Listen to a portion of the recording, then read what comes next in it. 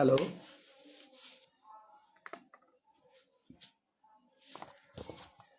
Hello, আমার মানিকচক কলেজের ছাত্রছাত্রী কেউ আছো? আজ একবার আবার এলাম স্নাতক, বিএ, বিএসসি, বিকম, সাম্মানিক ও সাধারণ পাঠ্যক্রমের সকল ছাত্রছাত্রীদের জন্য এই লাইভ অনুষ্ঠানে। আমাদের মানিকচক কলেজের তথা গৌড়বঙ্গ বিশ্ববিদ্যালয়ে বিএ সেকেন্ড সেমিস্টারদের জন্য আজকে এই লাইভ অনুষ্ঠানে আসা। তাদেরকে কোন কোন অংশ পড়তে হবে, যারা বাংলা ইলেকটিভ বা সাধারণ বা জেনারেল পেপার হিসাবে রেখেছ, তাদের জন্য আজকে আমি এসেছি। আমার কাছে একটি সিলেবাস আছে। এই সিলেবাসটি হচ্ছে স্নাতক, বিএ, বিএসসি, বিকম, সাম্মানিক যারা অনার্স এবং সাধারণ পাঠক্রমের জন্য সকল ছাত্রছাত্রীদের জন্য। কোন অংশ তোমাদের পড়তে হবে,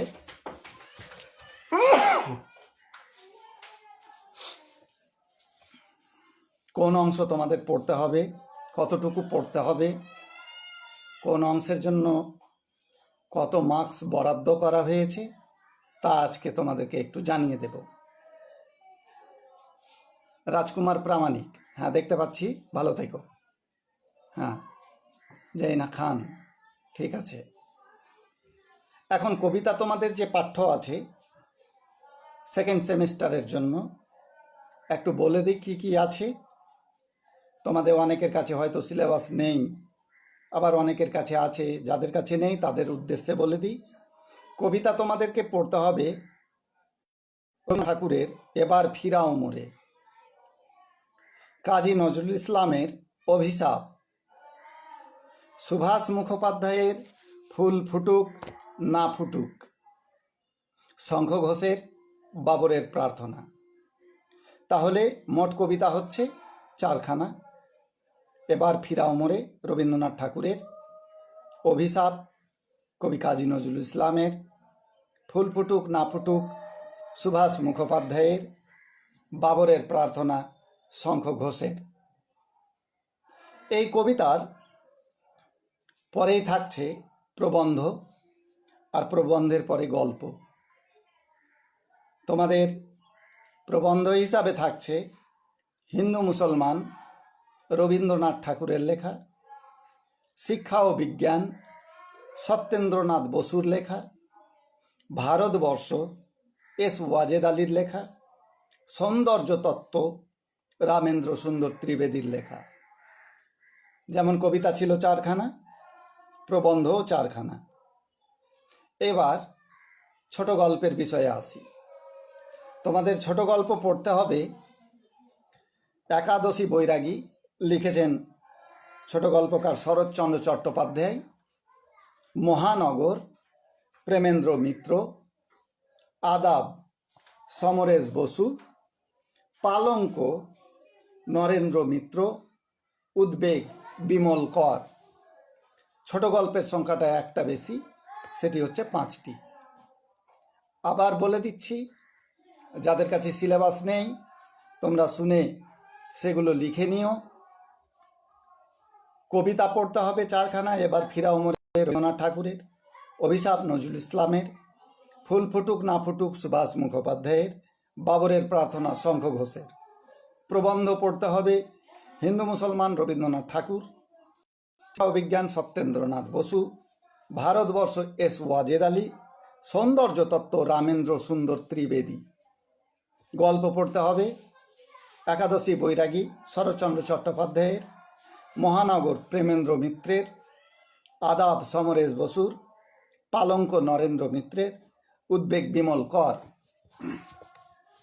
এই তো গেল পাঠক্রম, একটা মোটামুটি সিলেবাস। এবার মার্কস ডিভিশনটা, নম্বর বিভাজনটা, মানাঙ্ক বিভাজনটা আমরা এবার দেখে নেব যে কোন অংশ থেকে কত মার্কসের প্রশ্ন হবে। কবিতা থেকে প্রশ্ন হবে মোট 10টি। আমাদের কাছে যে প্রশ্নের প্যাটার্ন পাঠানো হয়েছে গৌড়বঙ্গ বিশ্ববিদ্যালয়ের পক্ষ থেকে, সেখানে বলা হয়েছে এমসিকিউ টাইপের প্রশ্ন থাকবে, 10খানা প্রশ্ন থাকবে, এমসিকিউ থাকবে, 10 মার্কস তার জন্য বরাদ্দ। প্রবন্ধ থেকে প্রশ্ন থাকবে প্রত্যেকটার 1 করে, 15খানা প্রশ্ন থাকবে এমসিকিউ টাইপেরই, 15 নাম্বার গেল। তাহলে কবিতা থেকে 10, প্রবন্ধ থেকে 15, সর্বমোট হয়ে গেল 25 মার্কস। তারপরে গল্প আছে, গল্প থেকে থাকবে 15, গল্প থেকে 15, আবার 1টি করে 15খানা প্রশ্ন এমসিকিউ টাইপের। তাহলে সর্বসাকুল্যে দাঁড়ালো 10 যোগ 15 যোগ 15, সর্বমোট হলো 40। এই 40-এর পরে 10 মার্কস আর যেটা আছে সেটা হচ্ছে আমাদের IA, ইন্টারনাল অ্যাসেসমেন্ট। আমরা এটা কলেজের হাতে রেখেছি। কলেজ কর্তৃপক্ষ বা বিভাগীয় প্রধান যেভাবে নির্দেশ দেবেন সেভাবে আমরা মার্কস ডিস্ট্রিবিউশন করব। যাক, মোটামুটি একটি আউটলেট আমাদেরকে দেওয়া গেল। যারা সেকেন্ড সেমিস্টারের ছাত্রছাত্রী আছো, তোমাদের উদ্দেশ্যে এই কথাগুলো বললাম, একটু মনে রাখার চেষ্টা করবে। এরপরে বলি, তোমাদের যে পাঠ্য অংশ থেকে কেমন প্রশ্ন হতে পারে তার 2-1টি আমাদেরকে আজকে আলোচনা করছি। তোমরা একটু ফলো করার চেষ্টা করবে, অনুসরণ করার চেষ্টা করবে। আমাদের কাছে একটি চটি পুস্তক আছে, বই আছে। সেই বইটি পেয়েছিলাম কোনো একটা স্টল থেকে।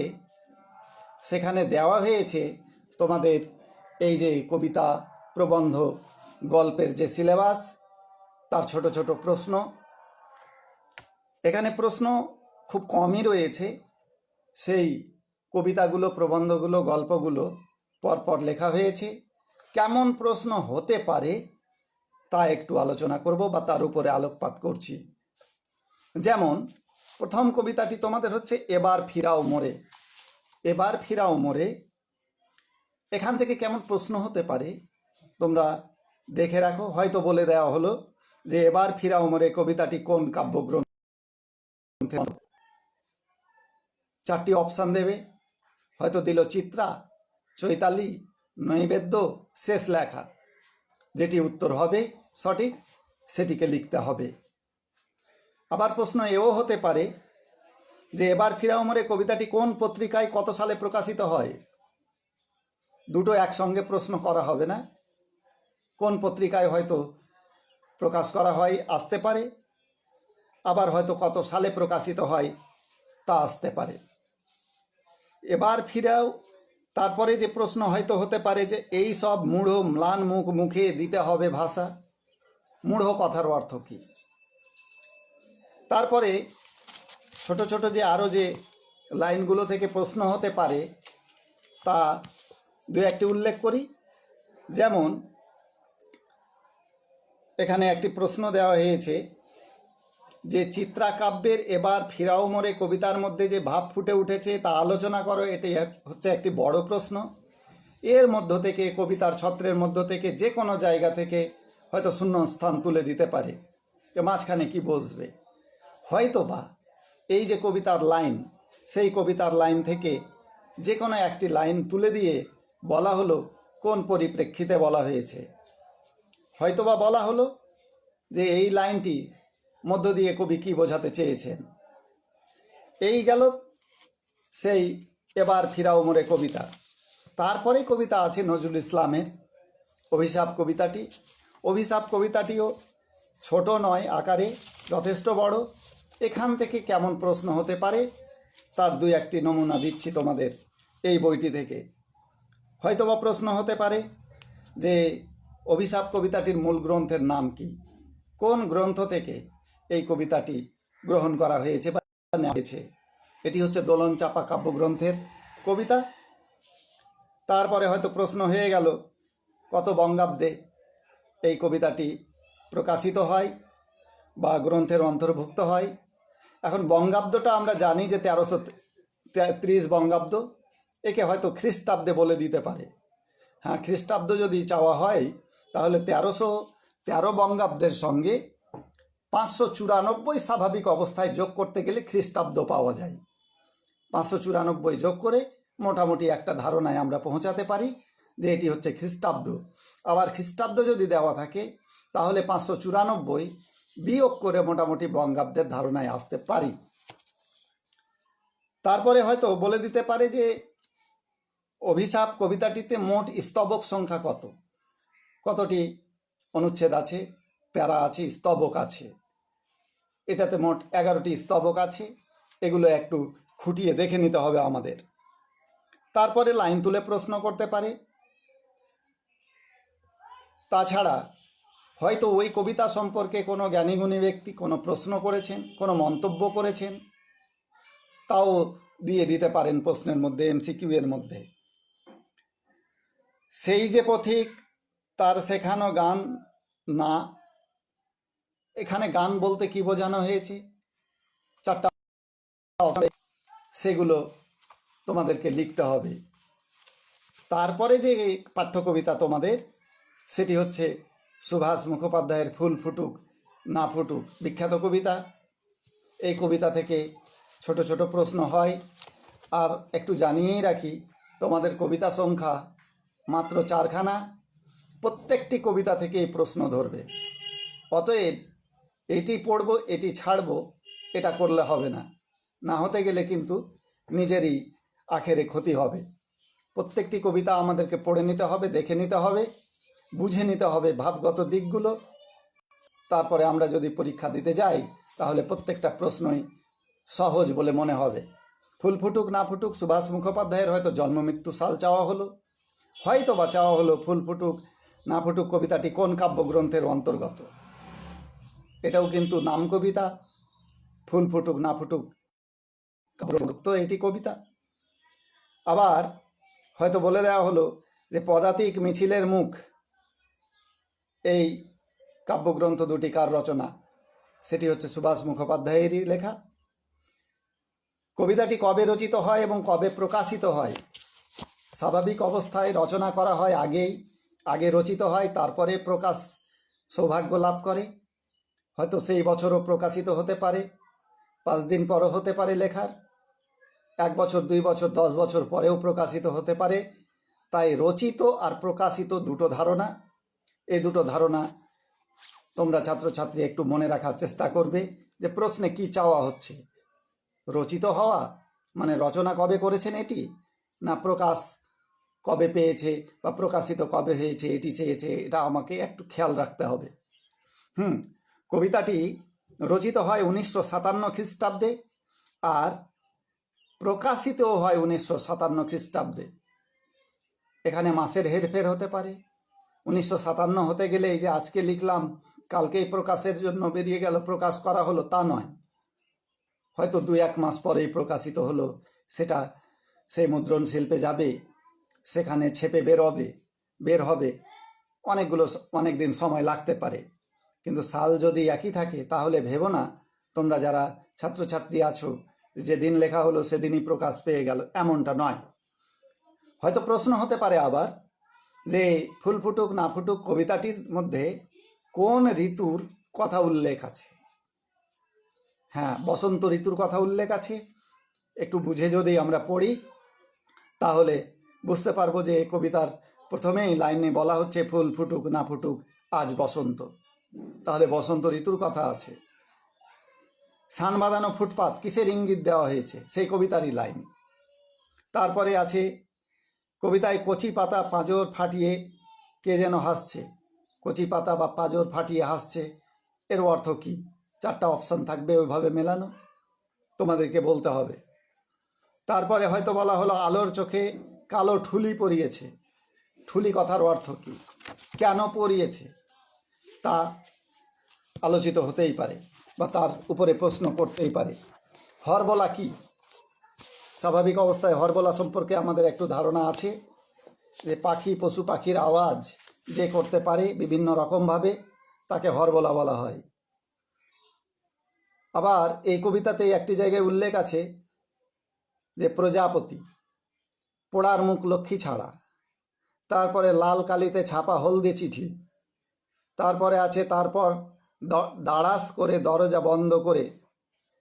এই যে লাইনগুলো বা দোতকগুলো, বা ব্যঞ্জনাধর্মী কথাগুলো কোন অর্থে ব্যবহৃত হয়েছে তা আমাদেরকে জেনে রাখতে হবে। তারপরে যে কবিতা পাঠ্য আছে সেটি হচ্ছে বাবরের প্রার্থনা। শঙ্খ ঘোষ বিখ্যাত কবি, কবিতাটিও বিখ্যাত, পুরস্কার পেয়েছিলেন এটির জন্য। শঙ্খ ঘোষ বাবরের প্রার্থনা, এই কবিতায় থেকে এই ধরনের প্রশ্ন হতে পারে যে শঙ্খ ঘোষের এই বাবরের প্রার্থনা কবিতাটি কোন কাব্যগ্রন্থ থেকে নেওয়া হয়েছে। আবার হয়তো প্রশ্ন হতে পারে শঙ্খ ঘোষের জন্মসাল কবে। প্রশ্ন হতে পারে শঙ্খ ঘোষের ছদ্মনাম কি। শঙ্খ ঘোষের ছদ্মনাম হচ্ছে চিত্তপ্রিয় ঘোষ, এটুকু তোমরা জেনে রাখো, চিত্তপ্রিয় ঘোষ। শঙ্খ ঘোষের লেখা প্রথম কাব্যের নাম কি, এমন প্রশ্ন হয়তো হয়ে যেতে পারে।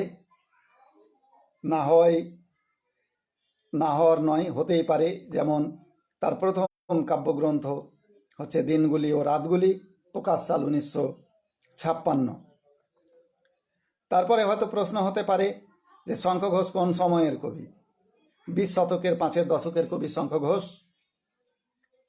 এখান থেকে এই প্রশ্নগুলো বাদ দিয়েও কবিতার ভেতরের লাইন থেকে প্রশ্ন হতে পারে, সেগুলো একটু আমাদেরকে দেখে রাখতে হবে, দেখে নিতে হবে।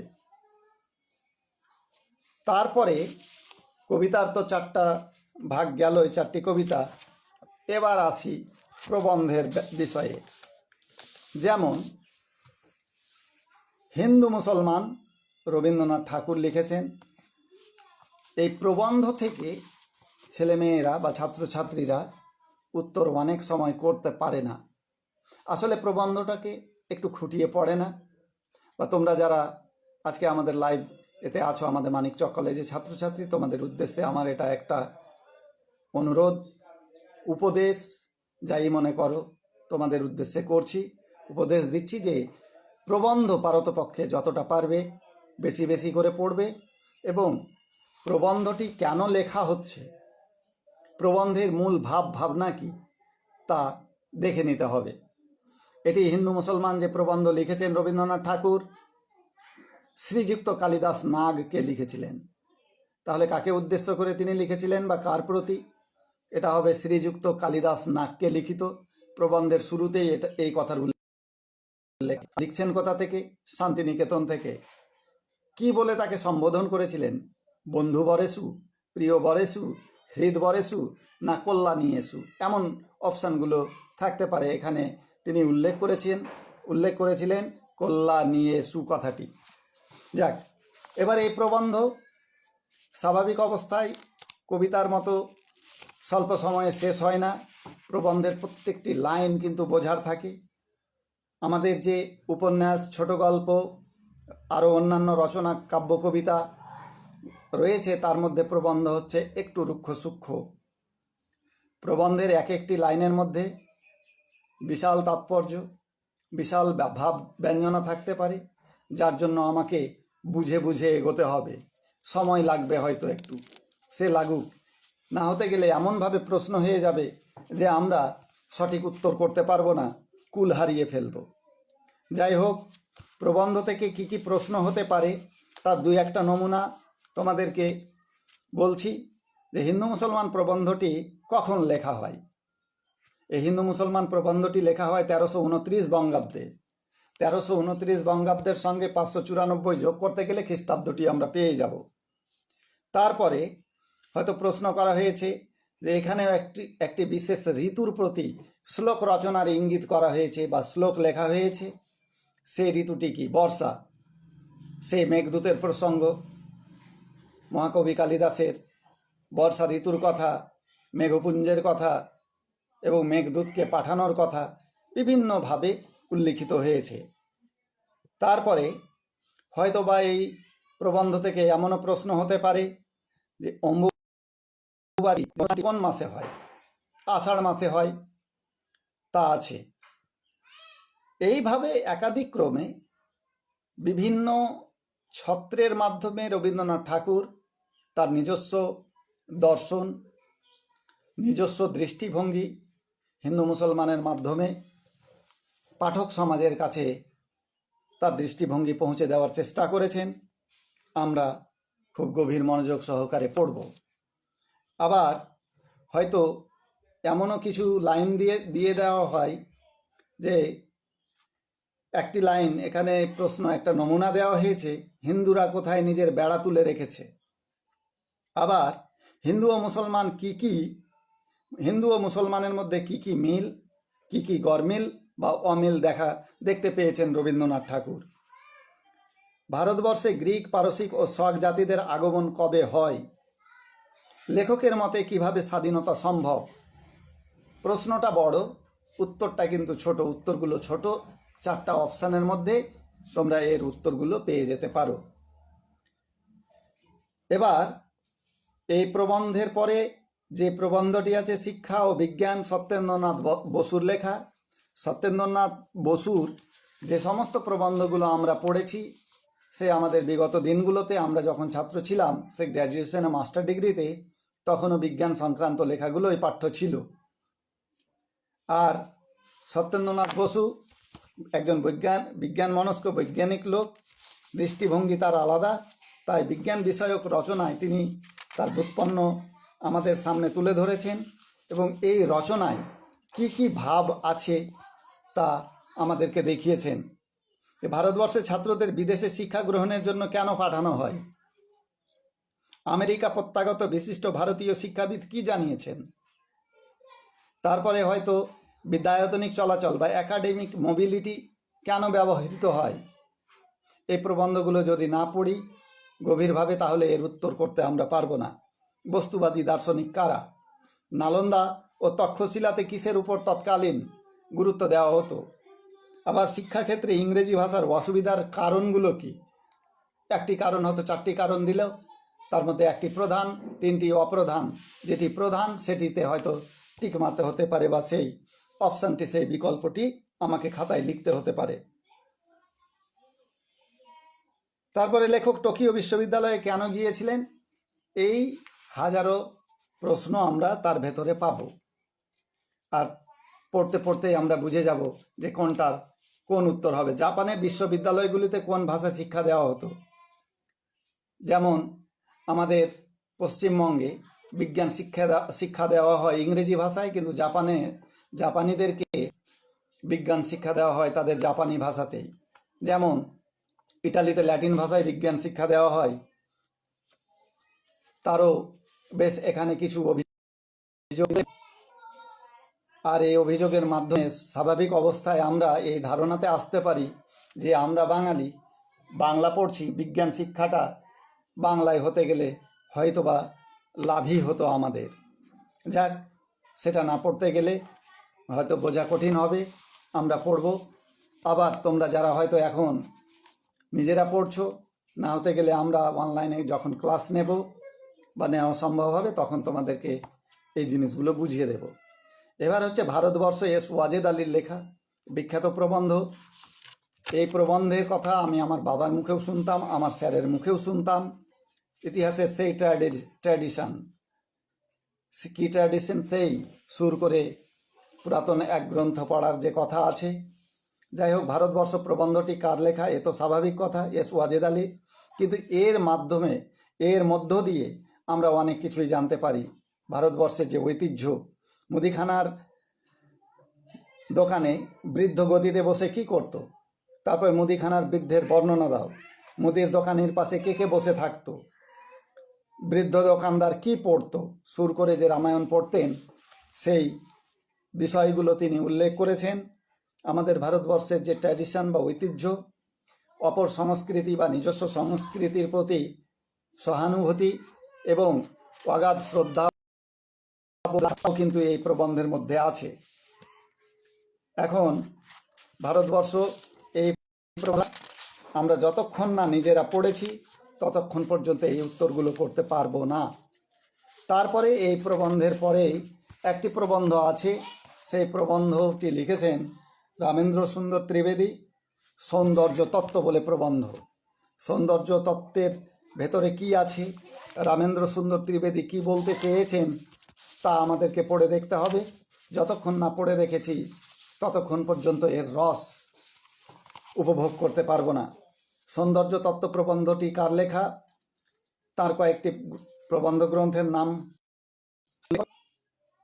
যেমন আমরা বাংলা সাহিত্যের ইতিহাসে পড়েছি যে প্রকৃতি, জিজ্ঞাসা, বঙ্গলক্ষ্মীর ব্রত কথা, ঐতরেয়, ব্রাহ্মণ, চরিত কথা, শব্দ কথা, জগৎ কথা, রামেন্দ্র সুন্দর ত্রিবেদীর এমন ধরনের লেখাগুলো আমরা পাই। এই সৌন্দর্য তত্ত্ব প্রবন্ধে রামেন্দ্র সুন্দর ত্রিবেদী জীবনের প্রধান উৎপত্তির বিষয়ে বলেছেন। তিনি মনে করেন যে সৌন্দর্য উপভোগে ক্ষমতা হলো মানব জীবনের প্রধান সম্পত্তি, সৌন্দর্যকে উপভোগ করা। এই রকম ভাবনা নিয়ে তিনি তার প্রবন্ধের মধ্যে নিজের বক্তব্য তুলে ধরেছেন। প্রাবন্ধিকের মতে কোন ব্যক্তি নিতান্ত হতভাগ্য? প্রাবন্ধিক বলেছেন, নিশ্চুপ বনমধ্যে জ্যোৎস্না রাত্রির পাথরের উপর মহাশ্বেতার পাশে বসে অতীতের কাহিনী শুনতে শুনতে যার মরতে ইচ্ছা করে সেই ব্যক্তি হতভাগ্য। এখানকার লাইন পড়লাম। কেন তিনি বলেছেন তা আমাদেরকে আরও দেখতে হবে ভেতরে গিয়ে। প্রবন্ধে উল্লিখিত বারুণী পুষ্করিণী কার কোন উপন্যাসে আছে? সৌন্দর্য তত্ত্ব প্রবন্ধে প্রাবন্ধিক বারুণী পুষ্করিণীর উল্লেখ করেছেন। তারপরে আছে প্রাবন্ধিক রামেন্দ্র সুন্দর ত্রিবেদীর মতে সুন্দর কাকে বলে? একটু উত্তরটা শুনে নাও। এখানে বলা হচ্ছে প্রাবন্ধিক মনে করেন মানুষের মন যেটাকে টেনে রাখতে চায়, যাতে সুখের অনুভব করে, সুখ, তৃপ্তি, আরাম, আনন্দ, এই রকম একটা অনুভব যার সংস্পর্শে উৎপন্ন হয় সেটাকে সুন্দর বলে। এগুলো অ্যাবস্ট্রাক্ট ধারণা, এগুলোর সংজ্ঞা দেওয়া বড় কঠিন। সুখ কাকে বলে, দুঃখ কাকে বলে, সুন্দর কাকে বলে, কুৎসিত কাকে বলে? তবুও প্রাবন্ধিক যারা, তাদের নিজের মতো করে, তবে নিজের মতো হতে গেলেও বিষয়টি সর্বজনীন হওয়া চাই এবং সকলের মান্যতা প্রাপ্ত হওয়া চাই। তিনি যা বলেছেন সে অনুযায়ী সে সৌন্দর্য কাকে বলে আমি তোমাদের উদ্দেশ্যে বললাম। কুৎসিত কাকে বলে? তোমরা কুৎসিতের সংজ্ঞা দিতে পারবো না, যা খারাপ তাই কুৎসিত বলে দেব। তিনি বলছেন যে মন যা থেকে দূরে থাকতে চায়, দুঃখ, ঘৃণা, ক্লেশ, কোনো অনুভব যার থেকে উৎপন্ন হয় তাকে তিনি কুৎসিত বলেছেন। ইংরেজিতে আর্টকে বাংলায় কি বলা হয় আমরা স্বাভাবিক অবস্থায় জানি। তিনি বলছেন বাংলা করতে গেলে বলা হয় একে ললিত কলা। তারপরে আরও প্রশ্ন রেখেছেন যে প্রজাপতি ফুলের কিসে আকৃষ্ট হয়? ফুলের রঙে প্রজাপতি আকৃষ্ট হয়। স্বাভাবিক অবস্থায় আমাদের একটু ধারণা ছাড়াও হয়তো মধুর প্রতি আকৃষ্ট হয়, কিন্তু পরিষ্কার এই প্রবন্ধে বলা হচ্ছে যা না, প্রজাপতি আকৃষ্ট হয় কেবল ফুলের রঙে। আহার করি প্রাবন্ধিক কাকে কবি বলেছেন? এগুলো আমরা ভেতরে গিয়ে দেখব পরপর। তাহলে প্রবন্ধের অংশটুকু হলো, এই যে 4টি প্রবন্ধ হলো, এই 4টি প্রবন্ধ থেকে সর্বমোট প্রশ্ন হবে 15টি। 15খানা এমসিকিউ হবে। 15খানা এমসিকিউ থেকে যদি আমরা 15 নম্বর পেতে পারি তাহলে বলবো যে ভালো পরীক্ষা হয়েছে এবং পাওয়া যাবে। আর কবিতা থেকে 10, 15, আর এই 4টি প্রবন্ধ 25 হলো। আর 15 নম্বর বরাদ্দ আছে গল্পের জন্য। সেই তো বললাম যে গল্প, যে একাদশী বৈরাগী, মহানগর, আদাব, পালঙ্ক, উদ্বেগ। এবার একাদশী বৈরাগী শরৎচন্দ্র চট্টোপাধ্যায়ের লেখা। এই গল্প পড়তে খুব খারাপও লাগবে না, প্রবন্ধের মতো রস পাওয়া যায়। পড়ে দেখে নিতে হবে প্রত্যেককে। একাদশী বৈরাগী। এবার একাদশী বৈরাগী থেকে কেমন প্রশ্ন হতে পারে সেগুলো একটু দেখে নেব। যেমন একাদশী বৈরাগী গল্পের শুরুতে কোন গ্রামের উল্লেখ আছে? এখানে বলা হচ্ছে কালীদহ গ্রামের উল্লেখ আছে। অপশানে দিল কালীদহ, নাগদহ, চাকদহ, মালদহ। তাহলে আমাদেরকে উত্তর করতে হবে এক্স্যাক্ট উত্তরটি, সঠিক উত্তরটি। অপূর্ব পিতার নাম কি? এই গল্পেই আছে, গোপাল মুখুজ্জে। তার পড়াশোনা কত? BA honours pass. তারপরে গোপাল মুখুজ্জের বরাত ঘটে। কি বরাত? অপূর্বর 3টি সভার মূল বক্তব্য কি ছিল? পাঁচকড়ি তেত্তরকে অপূর্ব কি শাস্তি বিধান করেছিল? ভগা গাওরার কি শাস্তি হয়েছিল? দুর্গা ডোমের ছেলেকে অপূর্বর দল কি করেছিল? এগুলো থেকে অনেক প্রশ্ন হবে। যাই হোক, একাদশী বৈরাগী থেকে আর একটি প্রশ্ন হয় স্বাভাবিক অবস্থায়, যে কোথায় থাকতো? কালীদহ গ্রামের স্কুলের সামনে একটা পরিত্যক্ত পোড়ো ভিটাতে থাকতো একাদশী বৈরাগী। সে প্রায় 10 বছর ধরে সেখানে থাকতো, কিন্তু পরে সে বারুইপুর গ্রামে বাস করে। একাদশী বৈরাগীর যে প্রশ্নগুলো ছোট ছোট হয়, মোটামুটি 2-1টি বললাম। তারপরে মহানগর প্রেমেন্দ্র মিত্রের জন্ম মৃত্যু সাল হচ্ছে 1904 আর 1988। এই মহানগর গল্পটি পড়তে হবে। মহানগর গল্প থেকে ছোট ছোট প্রশ্ন হতে পারে, যেমন মহানগর গল্পের মূল পটভূমি কোথায়? উত্তরটা জেনে রাখো, এখানে বলে দেওয়া হচ্ছে মহানগর গল্পের মূল পটভূমি কলকাতার মতো এক ব্যস্ত কোলাহল মুখর শহর। কিন্তু গল্পের আরম্ভ শহর নয়, নগরের মুখে ঢুকে পড়া ছোট নদীগুলির একটি শাখা বিশেষ বা একটি শাখা। মহানগর গল্পের প্রথম উল্লেখিত চরিত্র কে কে? বলা হচ্ছে মুকুন্দ ও রতন। মুকুন্দের পুত্রের নাম কি? মুকুন্দের পুত্রের নাম রতন। এইভাবে আরও প্রশ্ন হতে পারে। যাক, আমরা এগুলো পড়ে দেখব। তারপরে যে গল্পটি আছে আদাব সমরেশ বসু, এই গল্প আমরা যখন ক্লাস 8-এ ছিলাম তখন আমাদেরকে পড়তে হয়েছিল।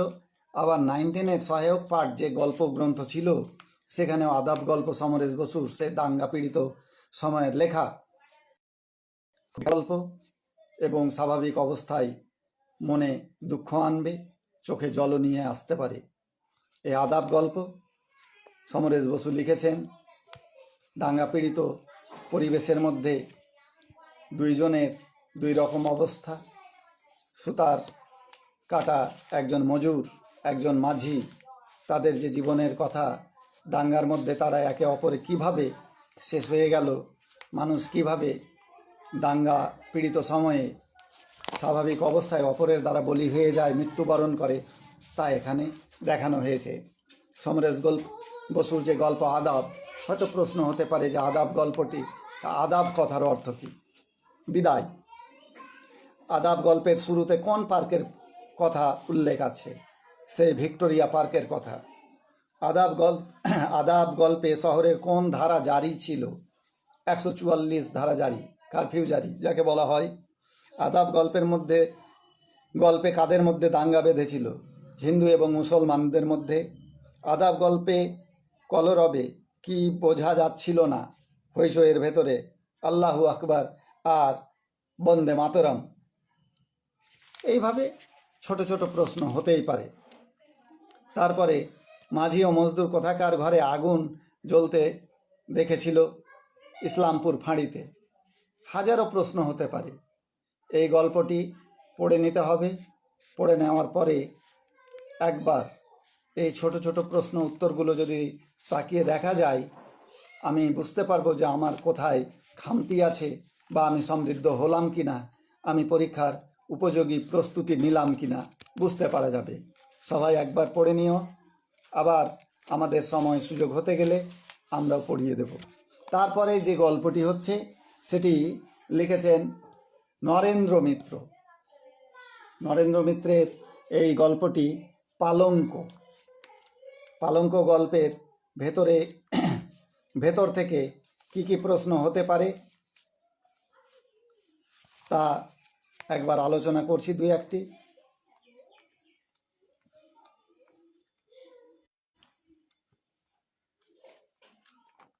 পালঙ্ক গল্পটা যথেষ্ট বড় গল্প,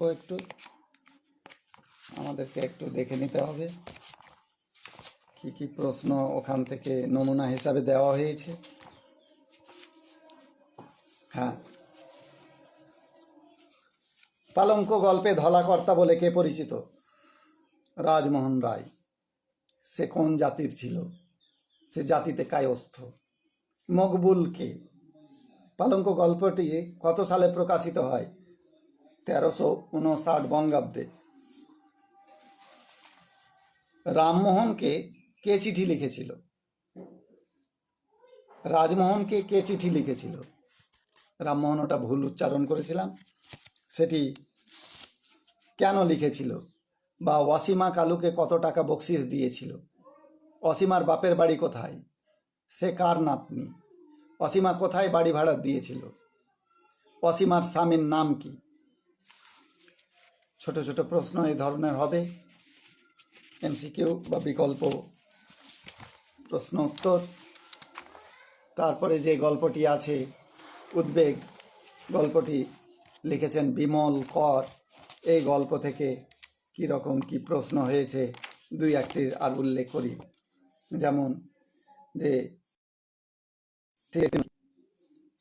মীরা, তারপরে গাড়ির ভেতর শিশির কাকে কাকে দেখেছিল, পথ দিয়ে হাঁটবার সময় শিশিরের কি মনে হয়েছিল, ছোট টুর মায়ের কি হয়েছিল, ছোট্টু কে, শিশির কিসের কারণে ভীত হয়েছিল।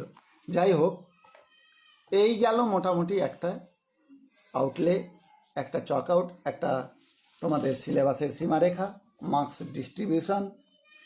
আবার একবার বলে দিচ্ছি, যারা হয়তো পরে এসেছো, বুঝতে পারোনি বা কোন অংশ থেকে কত নাম্বার বরাদ্দ আছে, তাদের উদ্দেশ্যে আবার একবার বলে দিচ্ছি যে সাধারণ পাঠক্রম, অর্থাৎ যারা স্নাতক বিএ, অন্য সাবজেক্টে অনার্স, কিন্তু বাংলা সাধারণ পাঠক্রম হিসাবে রেখেছে, তাদের যে সিলেবাসের 4খানা কবিতা থাকবে, প্রবন্ধ 4খানা, 5খানা ছোট গল্প, কবিতা এবার ফিরাও মোরে, অভিশাপ, ফুল ফুটুক না ফুটুক, বাবরের প্রার্থনা। প্রবন্ধ থাকবে 4খানা, হিন্দু মুসলমান রবীন্দ্রনাথ ঠাকুরের, শিক্ষা ও বিজ্ঞান সত্যেন্দ্রনাথ বসুর, ভারতবর্ষ এস ওয়াজেদ আলীর, সৌন্দর্য তত্ত্ব রামেন্দ্র সুন্দর ত্রিবেদীর। আর গল্প থাকবে একাদশী বৈরাগী শরৎচন্দ্র চট্টোপাধ্যায়ের লেখা, মহানগর প্রেমেন্দ্র মিত্র, আদাব সমরেশ বসু, পালঙ্ক নরেন্দ্র মিত্র, উদ্বেগ বিমল কর। আমাদের প্রিন্সিপাল সাহেব বারবার আমাদেরকে ইঙ্গিত দিয়েছেন যে সিলেবাসটা যেন বুঝিয়ে দেওয়া হয় এবং কোন অংশ থেকে কত মার্কসের প্রশ্ন হতে পারে, কেমন প্রশ্ন হতে পারে, তা একটু ধারণা যেন আজকে দেওয়া হয়। তাই তোমাদের উদ্দেশ্যে আবার বলছি, কবিতা থেকে 10টি এমসিকিউ থাকবে, বিকল্প চয়ন 10 নম্বর থাকবে কবিতা থেকে, প্রবন্ধ থেকে 15, ছোট গল্প থেকে থাকবে 15, সর্বমোট হলো 40। আর ইন্টারনাল অ্যাসেসমেন্ট কলেজের জন্য, কলেজের হাতে যেটি থাকলো সেখানে 10, সাম টোটাল হয়ে গেল বা সর্বসাকুল্যে হলো 50। এই হচ্ছে তোমাদের সিলেবাস সংক্রান্ত কথোপকথন বা সিলেবাস সংক্রান্ত যে তোমাদের মার্কস ডিস্ট্রিবিউশন, নম্বর বিভাজন, তা আজকে আলোচনা করলাম। আমার কলেজের 2-1জন কেউ আছে, একটু বলবে?